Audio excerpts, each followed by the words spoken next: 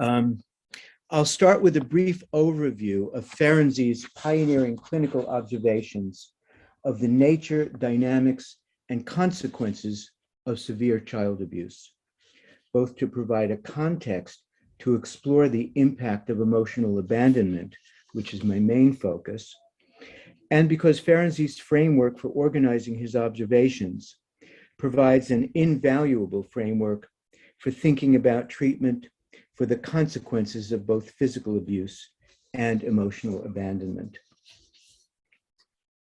Nearly a century ago, near the end of his life, psychoanalyst Sandor Ferenczi discovered what he called identification with the aggressor, the core of a child's reaction to abuse by a family member, profoundly damaging over the long term. By identification with the aggressor, Ferenczi meant something different but related to Anna Freud's later and perhaps more familiar use of the term. She was talking about a victim of aggression fleeing his helplessness by turning into an aggressor himself. In contrast, Ferenczi was referring to a traumatic reaction in which, to use the current language, someone essentially cancels herself out and becomes precisely what the abuser needs her to be in order to survive.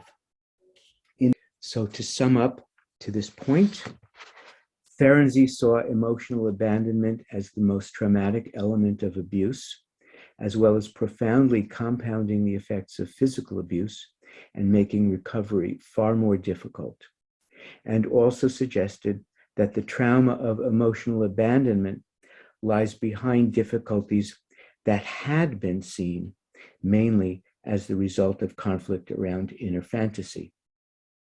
Subsequent analytic theorizing and quantitative research supports Ferenczi's conclusions. Treatment implications.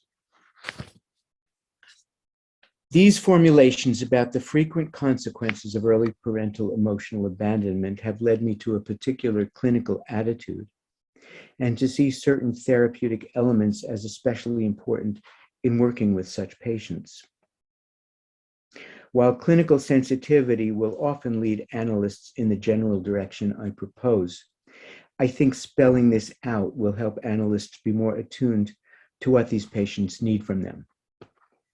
First, analytic neutrality or anonymity, as some more conservative analysts apply these concepts, can easily feel to such patients like detachment, another abandonment. I think that patients who easily feel abandoned need to sense their analyst's responsive presence, and the analyst may need to facilitate this.